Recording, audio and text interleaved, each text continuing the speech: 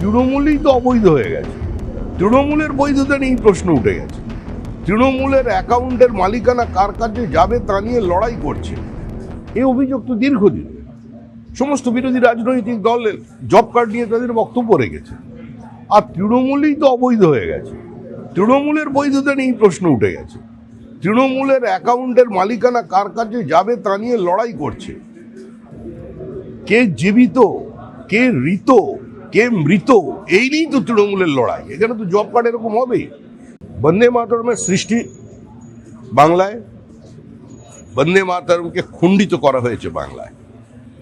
পশ্চিমবঙ্গে যদি বন্দে মাতরমকে খণ্ডিত না করা হতো 1937 সালের 27 অক্টোবর, তাহলে ভারত ভাগ হতো না।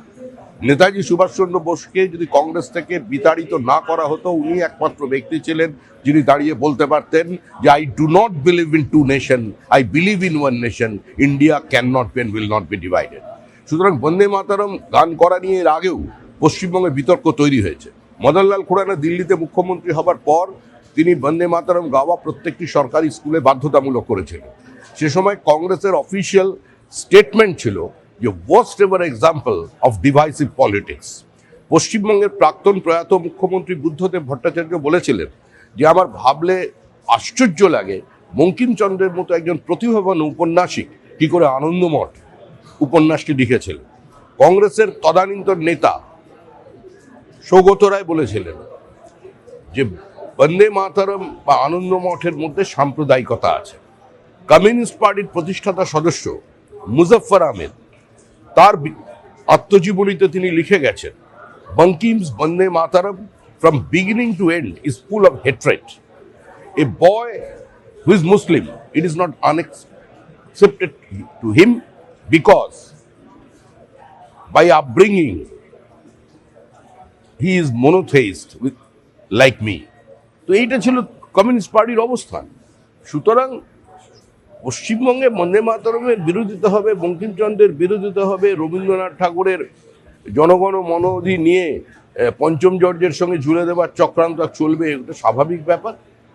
পরিস্থিতি কোথায় পশ্চিমবঙ্গে পৌঁছেছে সেটা বোঝার জন্যই আজকে এই মামলাটা হয়তো দেখিয়ে দিচ্ছে যে আমরা কোথায় ঠিক দাঁড়িয়ে আছি। हम लोगों का स्टैंड एकदम साफ है, चाहे मंदिर हो या मस्जिद हो, जिसको नमाज अदा करना है, अजान देना है, वो शांति से मस्जिद के भीतर बैठते थे।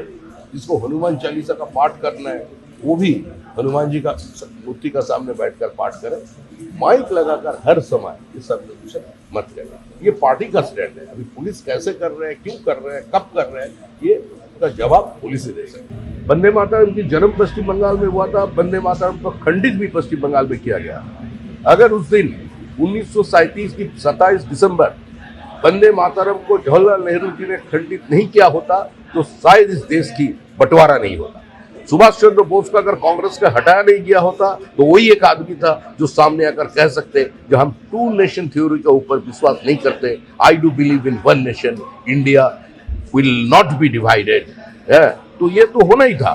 तो आज वंदे मातरम लेकर क्या क्या टिप्पणी किया कांग्रेस और कम्युनिस्टों ने। दिल्ली में जब भाजपा का सरकार बना, मदनलाल खुराना जी जब यहाँ का मुख्यमंत्री बना, तो वंदे मातरम को सारा सरकारी स्कूल में गाने का उन्होंने व्यवस्था कर दिया। कांग्रेस बाहर आकर ये नारा लगाया जब ये समाज को खंडित करने का एक प्रचेष्टा है। और कांग्रेस का कहना यही था कि the worst ever example of divisive politics.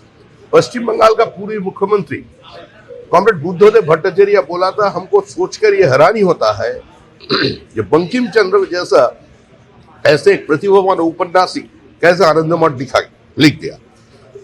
Communist party का जो फाउंडर मेंबर था मुजफ्फर अहमद, वो अपना ऑटोबायोग्राफी में लिख कर गए हैं कि Bankim Vande Mataram from beginning to end is full of hatred. It is unacceptable to a Muslim boy by upbringing who is monotheist like me. Saugata Roy उस समय कांग्रेस में रहा करते थे और सौगत राय का कहना था कि वंदे मातरम एक सांप्रदायिक गाना है। तो वंदे मातरम को लेकर ऐसा टिप्पणी तो पश्चिम बंगाल में कोई नया नहीं है। और स्वाभाविक रूप से आज पश्चिम बंगाल का जो स्थिति है, जैसे हमारा डेमोग्राफी बदल गया, रेडिकलाइजेशन हो गया एक बहुत बड़ी संख्यक जनता के भीतर, तो उसमें कुछ लोग इसको लेकर बात करेंगे। जो वंदे मातरम पूरा भारत का